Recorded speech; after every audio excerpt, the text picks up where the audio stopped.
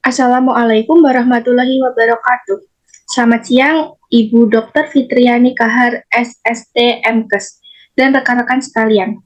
Saya, Adelia Novita Ramawati, akan menjadi moderator untuk presentasi ini.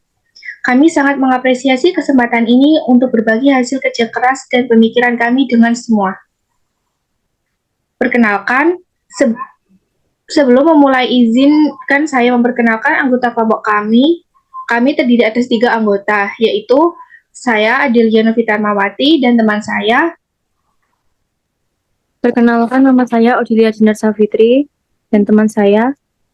Perkenalkan, nama saya Aulia Richa Sofani. Masing-masing dari kami memiliki peran tertentu dalam mengerjakan proyek ini, yang akan kami jelaskan lebih lanjut dalam presentasi kali ini. Adapun susunan presentasi kami hari ini akan meliputi berbagai materi, yaitu 1. Tabung reaksi, 2. Gelas Erlenmeyer, ketiga corong kaca, dan keempat adalah gelas kimia. Terakhir adalah kesalahan, dampak, dan cara penanganan.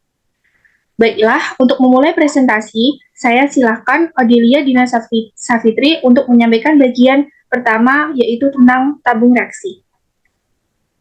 Baik, terima kasih atas kesempatannya. Saya akan menjelaskan tentang tabung reaksi. Tabung reaksi menurut Fitriani Kahar tahun 2022 adalah terbuat dari tipe boroksiklat, berbentuk bagel gas, memiliki beberapa tipe tinggi dan pendek, mempunyai kapasitas ukuran volume dari 5 sampai 6.000 ml. Next. Adapun bagian-bagian dari tabung reaksi, yang pertama mulut tabung, yang kedua badan tabung, yang ketiga dasar tabung. Fungsi singkat tabung reaksi yaitu sebagai tempat mereaksikan cairan. Cara menggunakan tabung reaksi, yang pertama, tabung reaksi dipegang pada lehernya, miringkan sedikit 60 derajat lalu diisi dengan larutan yang akan diperiksa dengan pipet tetes. Yang kedua, bila tabung beserta isinya akan dipanaskan, tabung dipegang dengan alat pemegang tabung dan dipanaskan dilakukan pada daerah 1/3 bagian cairan dari bawah mulut tabung. Harus diarahkan pada diri sendiri atau orang lain. Next.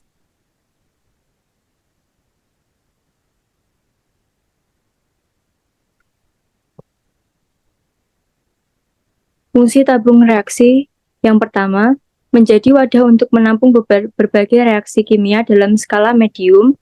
Yang kedua, menjadi wadah untuk melakukan percobaan reaksi kimia dalam skala kecil. Yang ketiga, tabung reaksi juga bisa menjadi wadah perkembangbiakan mikroorganisme dalam media cair. Yang keempat, alat ini dapat digunakan untuk pengujian kualitatif. Terakhir, menjadi tempat untuk mencampur, menampung, dan memanaskan bahan kimia dalam volume yang lebih kecil. Menurut Diti tahun 2021.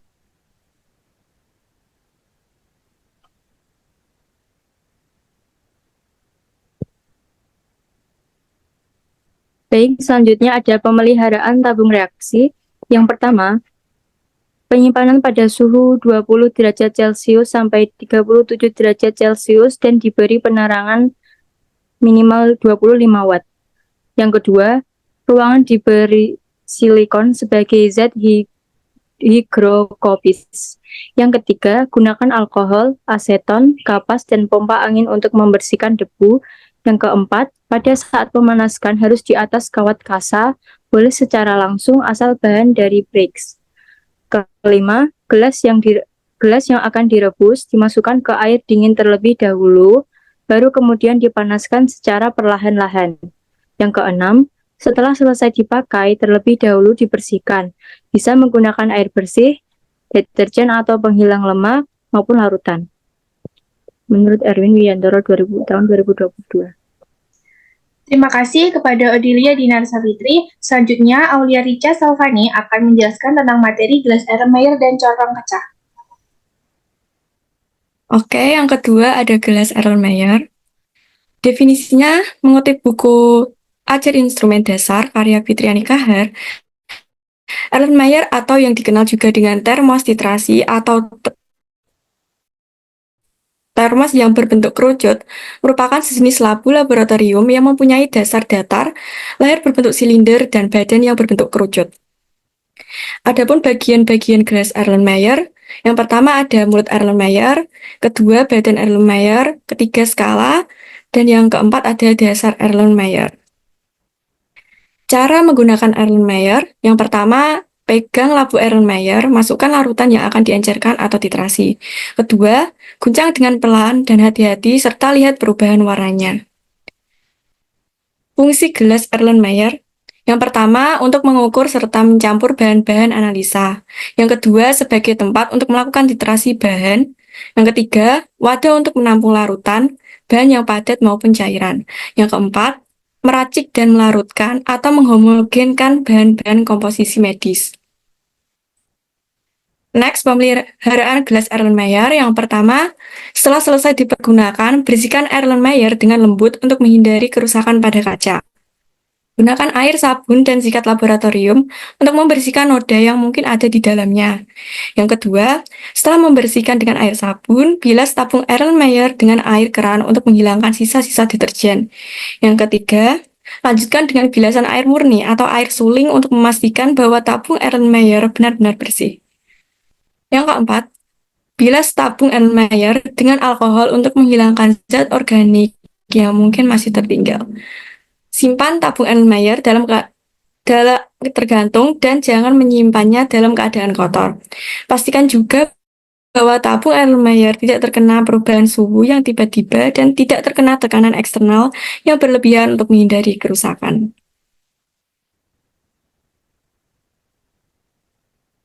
Corong kaca adalah alat laboratorium yang digunakan untuk memudahkan dan memasukkan cairan ke dalam wadah atau peralatan gelas di laboratorium. Peralatan gelas yang satu ini juga memiliki ukuran yang beragam, mulai dari yang paling besar 200 mm hingga terkecil 50 mm. Terdapat beberapa ukuran tersebut agar dapat digunakan untuk beberapa ukuran corong kaca atau peralatan gelas lainnya. Bagian-bagian corong kaca, yang pertama ada mulut corong atas, dan yang kedua ada mulut corong bawah. Cara menggunakan corong kaca.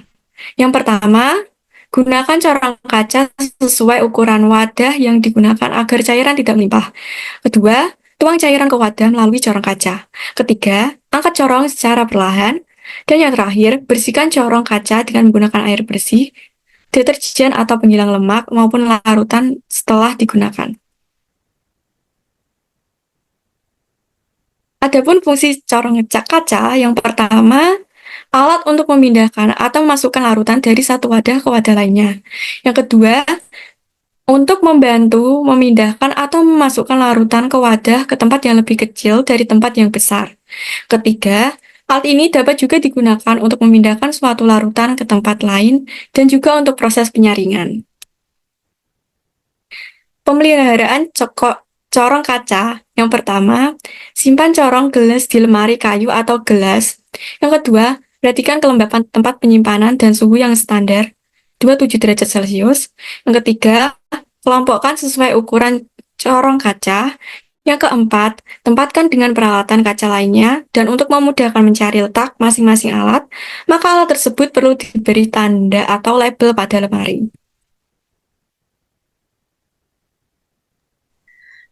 Terima kasih kepada Aulia Richa Saufani. Selanjutnya saya sendiri akan menjelaskan tentang materi gelas kimia. Next.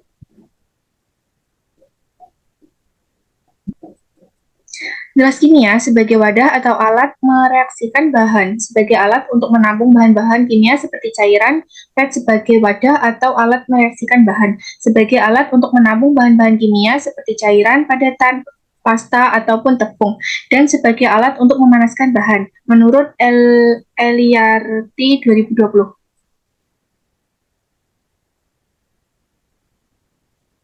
Bagian-bagian gelas kimia yaitu terdapat 1. Mulut gelas, 2. Skala gelas, 3. Badan gelas, yang keempat gelas dasar.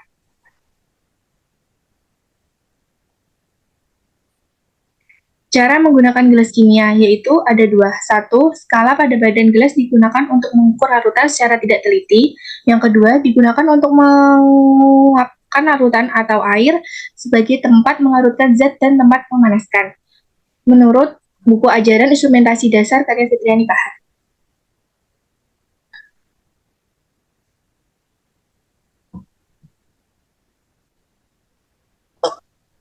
Fungsi gelas kimia yaitu mengatur volume larutan kimia yang membutuhkan ketelitian tinggi.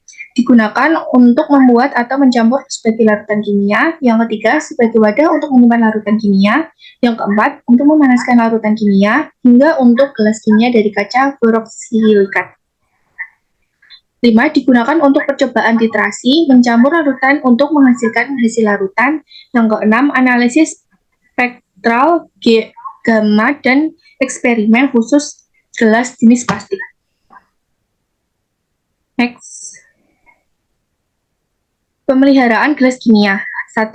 Melakukan pencegahan, misalnya dengan memberi peringatan melalui gambar atau tulisan, peraturan tata tertib bagi pengguna laboratorium, dan memberi bahan pengawet. Yang kedua, menyimpan, misalnya menyimpan peralatan laboratorium agar terhindar dari kerusakan. Yang ketiga, membersihkan, agar peralatan laboratorium selalu bersih dan kotoran yang dapat rusak, misalnya debu dan uap air yang dapat menyebabkan korosi. 4. Memelihara, misalnya dengan melumasi peralatan mekanis.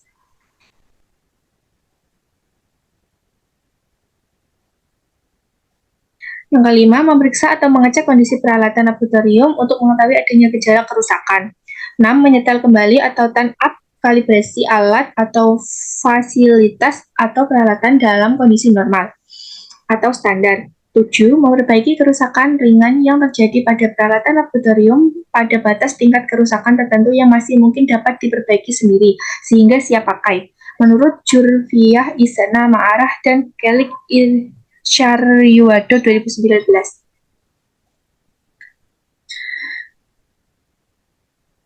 Selanjutnya, saya dan Odilia akan menjelaskan tentang dampak, kesalahan, dan penanganan.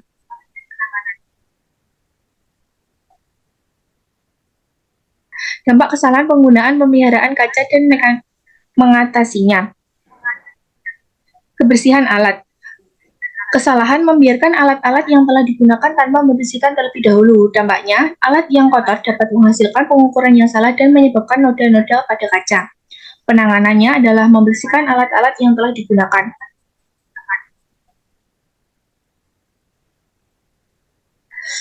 Penyimpanan alat. Kesalahan menyimpan alat-alat sembarangan dan tidak tertata rapi. Dampaknya terkena debu dan bisa terjadi retakan pada alat. Penanganannya adalah simpan dalam lemari tertutup dan mengelompokkan peralatan kaca lainnya. Ketidaktepatan penggunaan alat. Kesalahannya adalah menggunakan corong kaca untuk zat yang kental atau reaktif. Dampaknya adalah corong bisa pecah atau zat dapat mengalami reaksi yang tidak diinginkan. Yang penanganannya adalah gunakan corong kaca yang sesuai dengan sifat kimia dari zat yang digunakan dan periksa ketentuan corong. Selanjutnya, Dinar Safitri. Lanjut, Rai. Baik, selanjutnya ketidaktepatan penggunaan alat. Yang pertama, kesalahan memanaskan gelas kimia di atas api. Dampaknya, gelas bisa retak atau pecah karena terkena distribusi panas yang tidak merata, dapat menyebabkan tumpahan bahan kimia atau cedera. Penanganannya, gunakan pemanas jika dirancang untuk gelas kimia seperti hot plate. Selanjutnya, ada ketidaktepatan penggunaan alat. Kesalahan mengocok larutan secara berlebihan tanpa penutup. Dampaknya, cairan bisa tumpah menyebabkan risiko kecelakaan atau terkontaminasi. Penanganannya, saat mengocok larutan dalam gelas Elmer atau gelas lainnya, pastikan menggunakan penutup dan berhati-hati atau pelan-pelan, atau dapat menggunakan juga film plastik untuk mencegah tumpahan. Terakhir, tidak mengkalibrasi alat. Kesalahannya, menggunakan tabung reaksi dengan kondisi retak atau cacat. Dampaknya, tabung bisa pecah saat terkena panas atau tekanan, dapat mengakibatkan cedera jika terkena tumpahan bahan kimia. Penanganannya, selalu periksa tabung reaksi sebelum digunakan atau melakukan kalibrasi. Selanjutnya ada dokumentasi video dari materi kami dan video referensi dari video YouTube lain sebagai pembanding.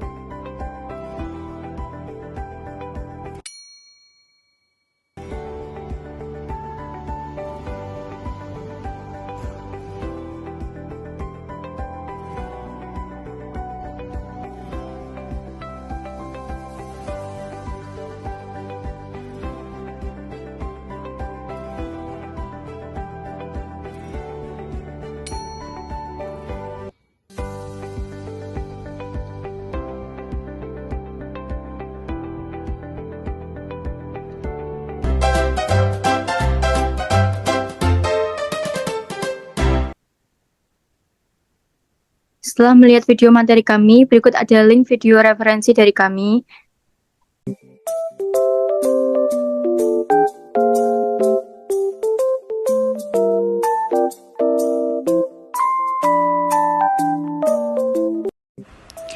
Tabung reaksi adalah peralatan gelas yang umum ada di laboratorium, berbentuk tabung sebesar kira-kira jari tangan manusia dewasa, terbuat dari kaca atau plastik. Terbuka di bagian atasnya, biasanya alasnya berbentuk huruf O. Tabung reaksi terbuat dari kaca dari bahan Pyrex. Tabung reaksi memiliki banyak fungsi, antara lain yaitu 1. Menampung sampel, 2. Mereaksikan bahan kimia, 3. Memanaskan bahan kimia, 4. Membuat distilasi sederhana, dan yang kelima adalah memisahkan bahan kimia.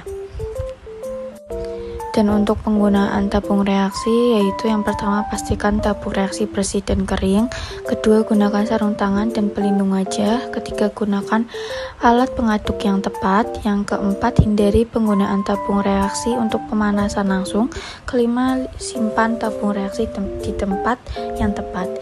Dan di video ini saya akan menunjukkan fungsi dari tabung reaksi, yaitu mencampurkan dua larutan.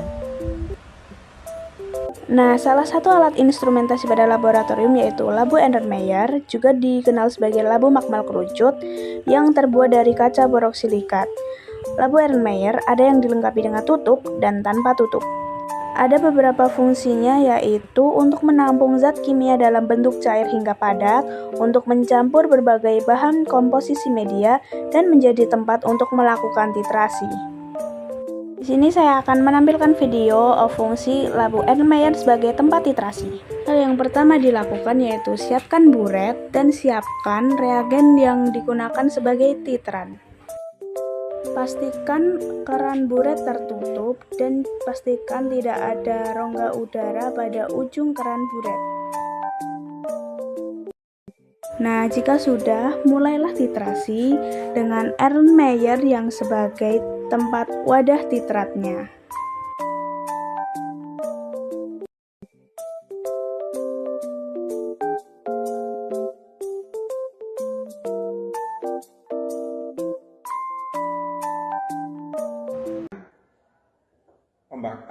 Bahan bakar spiritus. Cara memegang corong gelas, maka pada mulut corong kita pegang dengan ibu jari dan jari telunjuk. Jangan sampai diletakkan di sini. Ini salah. Ini harus diangkat supaya rongga udara ada ruangan. Baru cairan kita tuangkan, ya, melalui dinding kaca. Ya, usahakan jangan ada yang menetes, ya. Kemudian kita tutup kembali. Nah, kalian tahu nggak sih ini apa? Ini tuh biasanya buat bikin kopi gitu loh. Ini namanya beker glass. Ada yang tahan panas, ada juga yang nggak. Kalau yang punya aku ini nggak tahan panas. Meskipun ada satuan ukurnya, gelas ini tuh nggak bisa buat ngukur guys, karena nggak presisi. Gelas yang khusus buat ngukur itu ada sendiri. Nanti kapan-kapan aku kenalin. Terus kalau gitu gelas ini fungsinya buat apa dong? Ya sebagai wadah aja, misalnya kamu pengen menghomogenkan zat cair dengan zat cair, atau kamu ingin melarutkan zat padat di dalam zat cair, atau kamu juga pengen melelehkan suatu zat yang harus dipanaskan di atas water bath. Nah, jadi fungsinya ya buat wadah aja. Kalau mau ngukur jangan pakai gelas ini ya guys, soalnya nggak presisi. Nah, kalau alatnya nggak presisi, ya otomatis zat yang kamu ukur itu jadi tidak akurat ukurannya. Ya, pokoknya gitu deh guys. Baik, demikian presentasi dari kelompok kami. Terima kasih banyak atas perhatian dan waktu yang telah diberikan. Kami berharap presentasi ini bermanfaat dan memberikan wawasan baru. Kami juga terbuka untuk kritik dan saran yang dapat membantu kami untuk lebih baik lagi ke depannya. Dari kelompok 1, apabila kami mempunyai kesalahan dalam penyampaian materi kami, mohon dimaafkan. Terima kasih. Wassalamualaikum warahmatullahi wabarakatuh. Terima kasih, Bu. Terima kasih, Bu. Makasih, Bu.